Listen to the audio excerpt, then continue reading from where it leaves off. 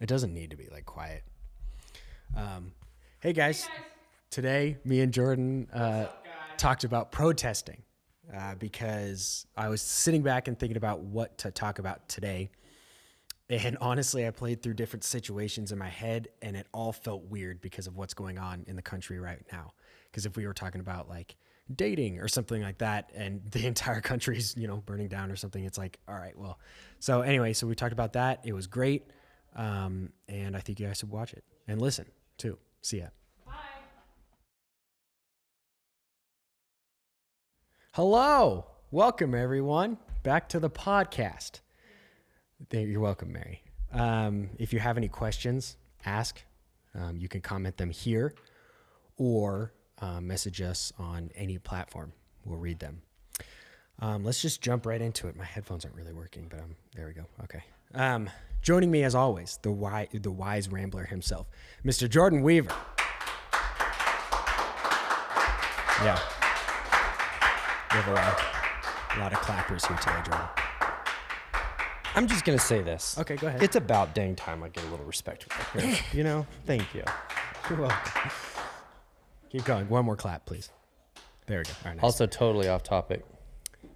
There's people in the parking lot. Oh, cool. Topic today. It's kind of a, interesting one. It's protesting. Have you heard of it? Okay, you've heard of it. There's some stuff going on in the world. And last week, you gave a sermon and you talked about the third fruit of the Spirit, which is peace. And that was filmed Thursday, the 28th. It is now June 1st. Right, Mary? Yes. And so I thought it would be cool to revisit that sermon in the context of now. That was a weird one because this series started 3 weeks ago. 3 weeks ago. Right. When the topic of the discussion of the country was something completely different. Right. And just in sequence, you get to that one. I preach it on Thursday. Everything sort of like implodes. And so I'm sitting there listening to a sermon right on the screen that is probably more pertinent. No joke. We left on Thursday and Lacey goes, do you feel like maybe that you touched on conflict a little too much? And I was like, yeah, I don't know, maybe. And by the time Sunday got here, it was like, yeah. Well, and that's the part that stood out to me in the sermon that I wanted to for you to say again or just revisit is we think of peace to be the absence of conflict. Yeah. But peace will always face conflict. Right. And I mean, is that what we're seeing now? I want to be really clear about something, even before we dive in, because I realize two white guys, sitting at a table, we're discussing a nation in the midst of a racial conflict, and so I think it's important to say that I'm not speaking of the entire scope. Right. I'm not talking about a life or a pain or a disadvantage or a frustration that I don't know anything about, and I think that's really, really, really important in the conversation right now. Absolutely. I don't subscribe to the idea that I can't have an opinion on something unless I'm in that specific situation. I don't think that that's true. But I think that the tone that I want to avoid is a tone of correction. Right. I want to point to the word. I want to point to what I see in the word, and I want to have no opinion. I want to be, when I think of my own opinion, I want to think of myself as an ambassador that goes, I don't have an opinion. Here's what my Constitution tells me that I believe in what I think. And if we as a church can continue to point to Jesus in the midst of times like this, instead of talking from my whiteness or talking to someone in their situation, wherever that may be, that I think that's important to note. Definitely. Anything that I say, the goal is to point to Jesus. Sure. Yeah, absolutely. So that being said, and that being repeated, listen, hard stop. Right. I'm not speaking from someone else's perspective. I'm speaking from mine. But I think what we're seeing is never before in my lifetime have I seen a nation so lost in its identity. Yeah. We're lost. We are so clear on what we aren't that we're not super understanding about what we are. And I think you see that right now when it seems to be that there are two sides to the argument, but if you really listen, they're not that different. Yeah. Neither side is really saying anything that's all that different. They're just I say it's A. And this side says, I say it's A. No, I say it's A. And it's like, it's ramping up. But like the content of like, I just want to be known and seen and loved and valued. It's both sides right now. Right. So I mean, how do you find a biblical peace in the midst of just, it's like, we're so confused. We don't even hear the other person. Yeah. Have you ever talked to somebody and like you feel like that you start to answer, or like you're talking and they're not even listening, they're just loading their answer? Right. We're not even doing that. Yeah. We're screaming answers right now in the faces of someone who hasn't finished a sentence on both sides. Right. Both sides are like so determined to be heard. Right. That, I mean, yeah. So do you think, we can find peace within the conflict? So Sunday, what we talked about was that we go into, the nation pays billions of dollars a year in travel, and we want to find a peaceful location. We want to go somewhere peaceful. We want to surround ourselves with peace. And when Jesus says in Matthew 10, he said, I didn't come to bring peace, but a sword. Right. We go, what? Yeah. What does that even mean? Because that goes stop. against the narrative of Jesus, who is saying, take up your cross and follow me, and like pray for those who persecute you. Lean into love, even in the midst of conflict. You go, what does that mean? What he was explaining is like, I am peace. That's what Isaiah was talking about, the prophecy of like, that he'll be the Prince of Peace. He's going to be, the identity of peace will be Jesus. And Jesus is saying, where I am present, there will be disagreements. There will be times where the gospel of Jesus is presented and it is on its face met with opposition. Right. The reality that Jesus was preparing them for, because he was sending them out, side by side into conflict. And he was saying, don't expect that it's going to be a unanimous, like, everybody, let's side with the grace and the mercy of Jesus. Right. And in fact, it was the cross. The cross was conflict. The cross was the result of conflict. My salvation was born in an act of conflict where Jesus accepted a death and didn't fight back. I mean, like, the nature of who Jesus was in conflict, he didn't look for peace. He was the identity of peace, and he spoke truth in love. He never offended the unbelievers. He never put people down. He never made a point to elevate himself over people that were hurt or wanting to be heard. Like, he took time for the Samaritans. He was peace, and he brought truth to a situation. And there were people that were rejected or accepted, but that's what, like, the biblical expectation of peace is not something that we try to go seek out and find.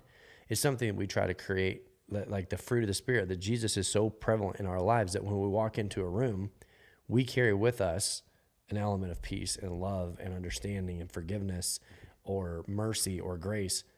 And there will be people, and man, I tell you, this one right now, even in the American church, if we're not careful, people go, it's not a time for that. It is time for war. It is time to stand up for our rights. It's a time to say this or share that, or like, gosh, I mean, if you walk in with a message of peace that says, like, pray for those who persecute you, lean into the lives of the people that disagree with you, that right now, even in the church, is causing conflict. And Jesus was a protester. Yeah. I mean, ultimately. Yeah. I mean, he was a dissenter from the establishment. The establishment was so rules and superiority driven. In a sense, and I know this is kind of a hot button term, but he was dealing with a lot of Israeli supremacy, that they were the supreme nation chosen of God, and they knew the rules of God, and they knew what God expected. And Jesus comes in and is teaching love, which was at the core, that's a protest to what they believed to be true. But he, at the same time, he was a protester that didn't ride in on an act of war. He didn't walk in, he didn't come through the streets on a war horse. This is a protester who walked in the streets on a donkey proclaiming peace. Right. Well, and they thought he was going to be riding on. They wanted nothing more. They wanted nothing more than a protester who had become militant. And Jesus said, I can speak truth that challenges the system, but I don't have to burn anything relationally to do it. I can speak truth, and they can choose to accept it or choose, in this case, to crucify him. And ultimately, because he would not become militant in his love for humanity, that conflict is what put him on the cross. And it was that conflict that set my salvation. So when you look at where we are today, right here today, and I'm big on this, and I hope that people that listen to this one point right now. Here's one of the things that's driving me crazy, is that we're so adamant that we want to say all lives matter. Right. Like that's a sticking point. When someone says Black Lives Matter, we go, all lives matter. I'm like, wait a minute, hold on a minute. Right. Because the Bible says that he taught about the shepherd that left the 99 to go find the one that was lost. And what does that say about his thoughts on the 99? Did they need mentioned in that story? Like Jesus is willing to singularly pursue love and redemption and reconciliation with the one while the 99. And then you look in, when they're talking about the Good Samaritan and they're like, well, who's your neighbor? They were saying like, who's us? Who's them? Tell us the us and them. And Jesus goes, your neighbor is the person that, like he talks about the Samaritan that cleans the guy up and loves him, that had been brutally attacked in the streets. Well, there's times when you hear brutally attacked in the streets, you're like, oh yeah, it's just a story. But today, you're brutally attacked in the streets, and Jesus says that the guy who comes in and offers water and care and love at his own expense, Jesus goes, that's what you're looking for. And so when someone says all lives matter, I would agree. I would agree all lives matter. But if someone says black, imagine this at a protest. If somebody were to say Black Lives Matter, what if the church were to go, we agree? Right. That's it. We agree. And why are we so challenged? Why are we so threatened? Or why do we feel threatened when somebody says Black Lives Matter? I agree with that.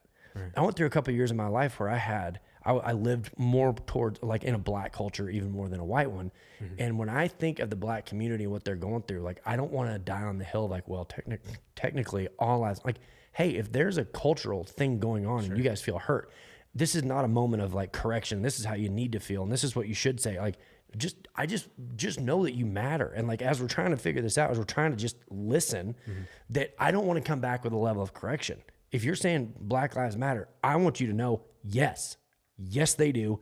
I agree, period. Yeah. That is my protest that says, yes, you do. Yes, you matter. Let's have a conversation and let's see how we can find a path forward. Right. And I think that the danger is we think that racism is going to be the be-all, end-all solution. Well, if you make a rule that racism is illegal, right, great. Did that solve it? You see what I mean? It's like, no, I agree. Racism is absolutely just the dregs of humanity. But if we're looking towards relationship and humanity, that we can like walk across each other's lines and hug and like find common ground, let's look past all of the stuff. Like, racism is a result of a lot of times fear, a lack of familiarity. Like, when you start having meals with somebody, when you start actually leaning in and listening, walking in determined intentionally to listen to someone until they're done speaking and trying to understand their perspective, instead of going, okay, well, what I think is like, just shut up, shut up and listen. That is not even for a racial tension. That is just being a human being willing to go, tell me more. Right. Just tell me more. Yeah. What if our protest was, we agree? What about that? We agree that there is humanity in the middle and that nobody deserves to be dehumanized, period. Right. That's what we're facing. And I think when Jesus says peace in the middle of conflict, it doesn't say, oh, I can't be near the protest. I can't be near the protest because there's conflict. Jesus goes, even in the midst of the conflict, you can walk in carrying a sign that says peace. And we go, we don't agree. Like, that's okay. You don't have to. That's okay. I'm not here to correct. I just want you to know that I will never look at you as subhuman on either side, ever. I will hold myself to that standard, that I view you as a family member that I agree or disagree with. Yeah. Is that how Jesus protested? Like, how did Jesus protest? By saying, I agree? When you go back like a couple of weeks to when Jesus was talking about the fig tree, and the figs were the produce of the tree, and that actually the fig tree was a national symbol for the superiority of the Israelites, right? The superiority of the nation. That was like for us, it's a bald eagle. We know that means freedom, but the fig tree, that was like a national emblem. Right. He talked about it like, I sent you the vineyards, and you crucified them, and you crucified the son. And like Jesus talked about the fig tree a lot, but he said, it doesn't matter how many leaves you have. It doesn't matter how many branches or how many limbs that you have. Are you producing the essence of what it means to be a fig tree? And he cursed the fig tree for having no figs. It says it wasn't in fig season, but there's what's called katosh. It's a whole thing. But then when he goes directly from there, he goes directly to the temple. What he says is, and this is what it looks like in humanity. Okay. This is what it means to lose the essence of what God's chosen people are about, that you're not producing fruits in keeping with your calling. And so when he's tipping over the tables, he is defending the weak and the poor. He's not going in and having a discussion that goes, well, technically, every life matters. He doesn't have to. That's a stated value of who Jesus. It's a stated value that what he did on the cross verifies that all lives matter. But in this moment specifically, he is defending the weak and the poor who are being taken advantage of by a system that devalued the poor. Sure. And so what Jesus stood up for was the right of the poor who couldn't speak up for themselves. And he said, this is what it means to have the essence of Christianity, of a Christ follower, is that you are producing fruit in defending the poor and the weak, whatever that means.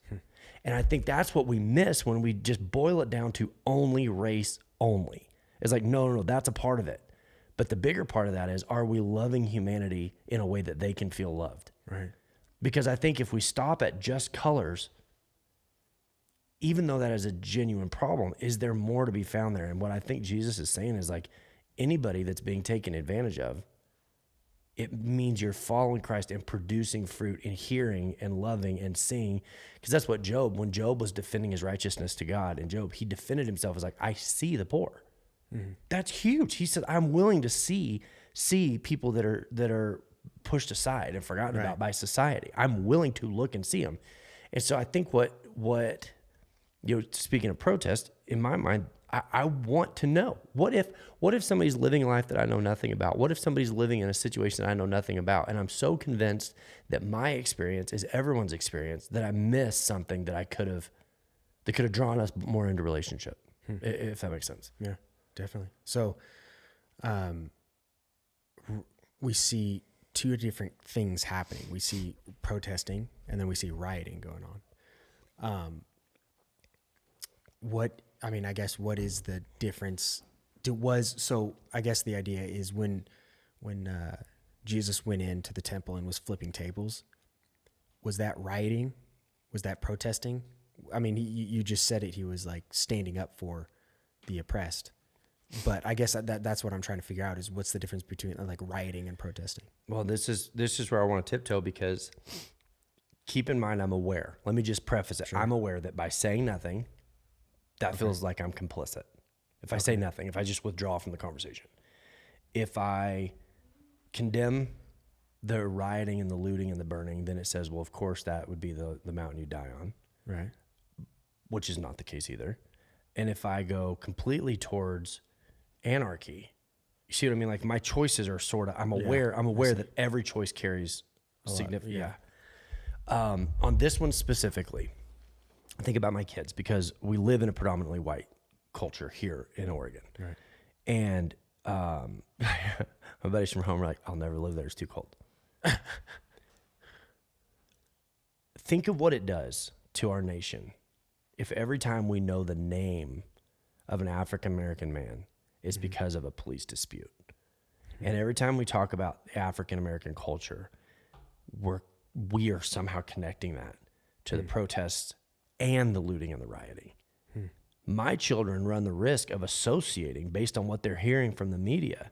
Every time you hear African American and you hear him by name, instantly it's associated with negative. Now, I have to be careful, because by supporting the cause, because what we saw with George Floyd is absolutely unconscionable. Right. Just infuriating, instantly infuriating. Yeah.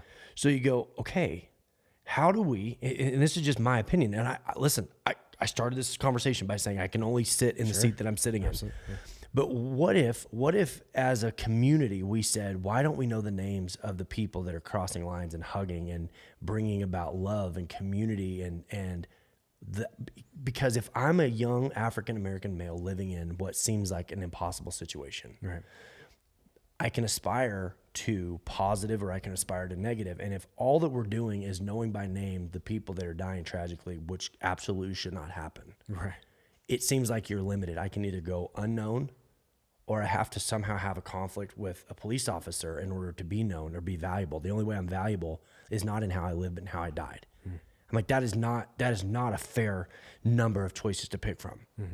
But we only share the conflict because of negativity bias. It's like we are so, as people, everybody, we're more conscious of a negativity bias than we are. Like if I were to go, hey, I found $20, you'd be like, that's not news. If I go, hey, somebody's in your car stealing $20, you're like, we're just more inclined to grab onto negativity. That's just human nature. Yeah.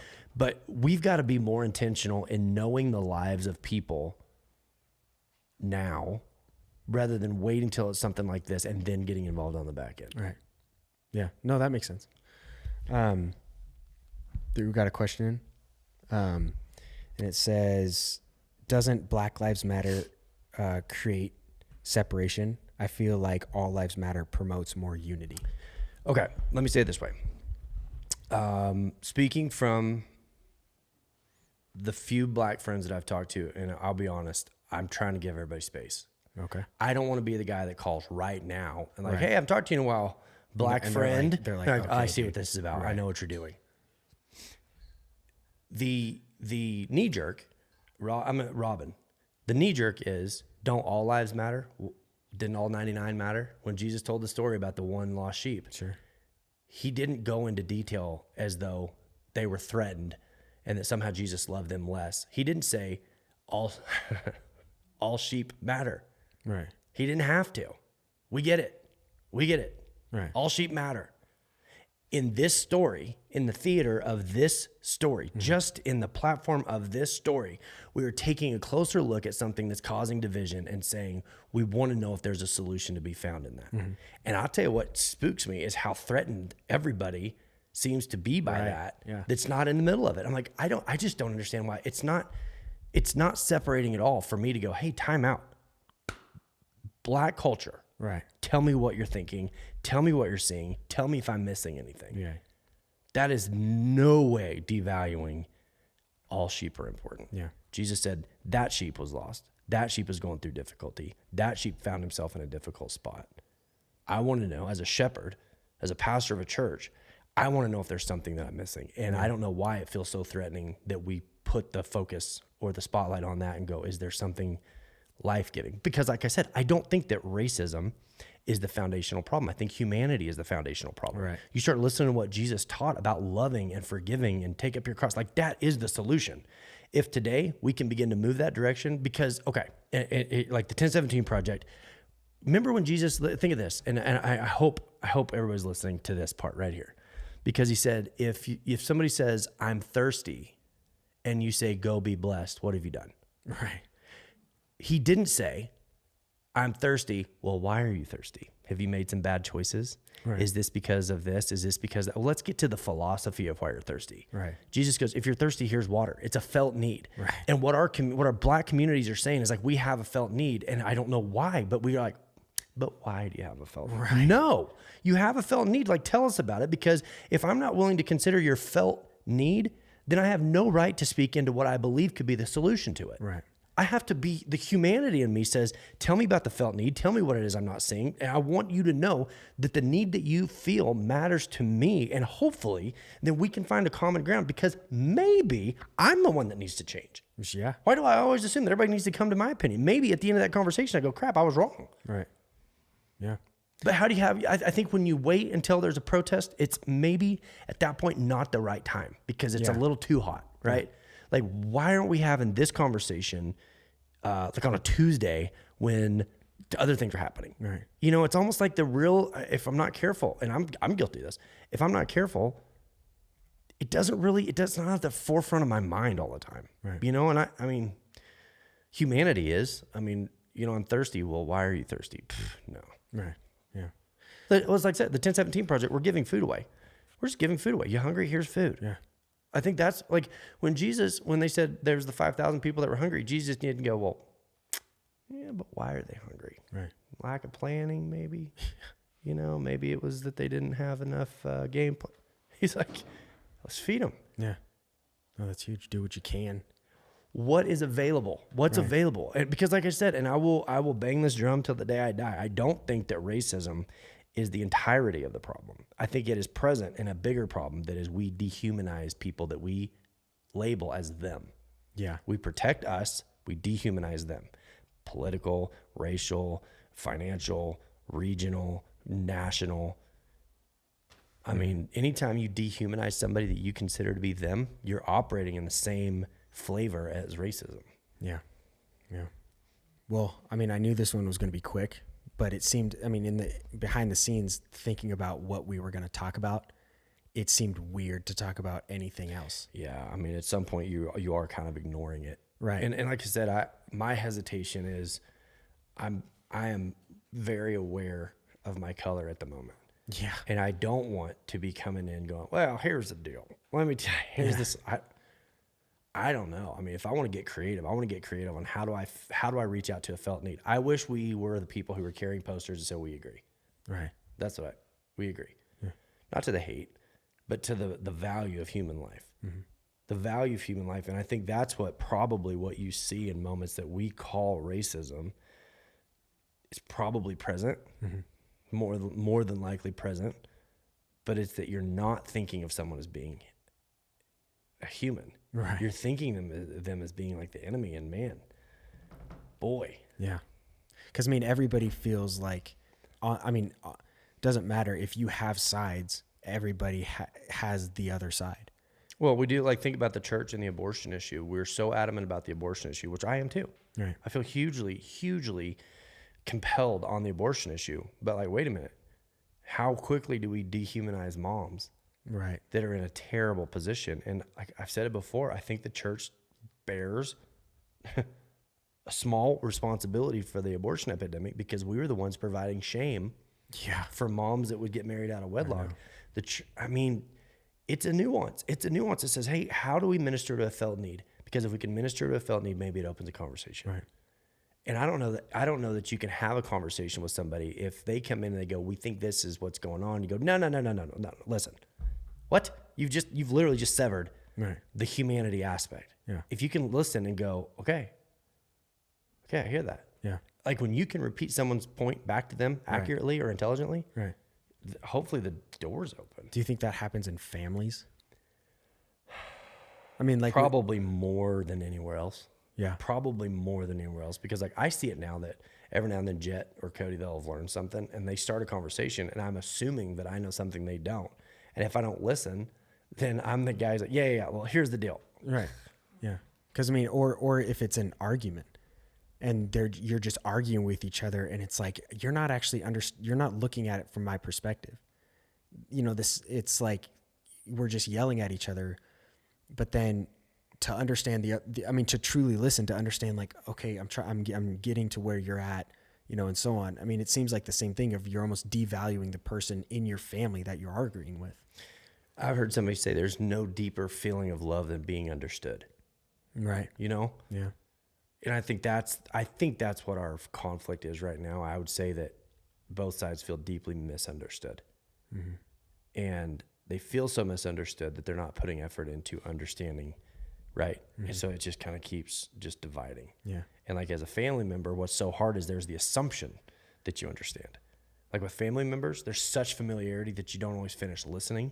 Right. And it's not long till your biggest, and you have the ability to hurt your family members worse than anybody else. Right. So you're carrying accidentally this big giant stick and using it on people that you love the most unintentionally because we are not wired to finish listening or intentionally listening. We're wired to speak. And I mean, the whole country, the whole world is one big family. So that's what it is family members fighting with each other. And it's like, just, I mean, that was personally the angriest I've been. I mean, I was younger, and because I was talking with my cousin where I put a hole in a wall and we were talking about all these different things. And it was because I was misheard or I wasn't being heard. And it was it was almost like, I'm not mad about the situation. No, I don't care about, not being the able to injustice of not being heard. Yeah. It's like, I'm not mad now I'm just mad at this situation right now. Yeah. And so I can see it. Lisa says, I think people are trying to be heard. And then also I think that they're starting to get overtaken by a mob mentality. I have an opinion on that. I don't, can't speak for anybody else. Mm-hmm. I'm not speaking for anyone else. Right. What I'm hearing, what I'm seeing in my limited little corner of the world is you've got white people saying George Floyd should have never happened. That's not okay. Right. And you've got the black community going, this cannot keep happening. Right. There's unity in that. I think more than ever, there's unity in that. I think there are those who benefit from stoking the flames and fanning the flames and the anarchy that comes in the moment you know, if you put any group of any young, okay. So as an example, take humanity out of it. Okay. There was a herd of young male elephants, and I'm going to butcher the details. You can look it up. It's a cool story. Okay. And these young male elephants were just full of life and energy, and they were destroying villages and stuff. Okay. And so they took the young males, and they thought they're going to have to euthanize them because they were just like in the moment they would get caught up and destroy stuff. And so they took them to a new part of the world and put them with old male elephants that didn't have a village. And there was some community that developed, and they actually started to come to the middle a little bit. I think if we're not careful, and this, Lisa, this is what I was saying. Hi, Lisa, by the way. I think in the moment is not the time to create a solution. I think we're just managing it right now, and I'm glad I'm not in charge because I don't know. I know there are people that are benefiting from stoking the flames. I think this is a conversation we need to have in a time of peace. Robin up there, read that one. Says AZ, Arizona has an 8 o'clock curfew for the next week due to all the rioting. Do you have any words of encouragement for those trying times? Okay. Also, hi, Shannon Lester says she's just tuning in. Okay, the sermon that I just preached, it's live on YouTube right now? Yes. Okay, if you want to go look it up, here's where this all started, is that Jesus is peace, but peace in the time of conflict.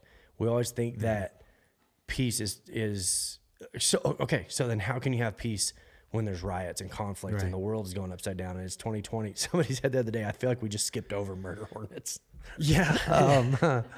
We're just in a year that's like, nah. And what Jesus is saying is like, I didn't come so that everybody would get along. That would be great. But the reality is not everybody's going to get along. Wide is the path, narrow is the path, right? But that peace is available regardless of your circumstances. And here's why. If you can't have peace in bad circumstances, you're a slave to good circumstances, and you can't control circumstances. Right. So you have no ability of anything to cling to. You've got nothing to cling to unless the circumstances are good. Jesus says it's a peace that transcends. He is a peace that, and he produces in us a peace that transcends circumstances. That's the peace that passes understanding, that goes, I don't have to know. I don't have to correct. I don't have to fix. I'm able to sit here and listen and just try to demonstrate love to a felt need. Yeah. And that life in me should produce peace to those around me. Knowing the world's always going to have conflict. Yeah. I mean, this was amazing. You know, again, it felt weird not to talk about this. It feels weird not to talk about it, and it feels weird to talk about it from the seat that I'm sitting in. Right. So it's, we're I mean, just know we're box. trying to find it. We're trying to find a balance, but I don't want to just go, I don't want to go silent on it. And let me just say this. Let's not die on the all lives matter hill. If they're in the middle of something that's a felt need, let's take that like we agree.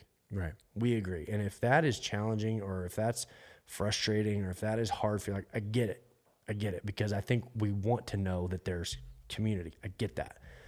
But if right now there's a felt need in the Black community and they're standing up and they're going, we matter also, our point needs to be, we agree. Right. Yes, absolutely, we agree. Yeah. That's amazing. Thank you, everybody, for joining in. Like, follow, subscribe, and ask questions. See you guys.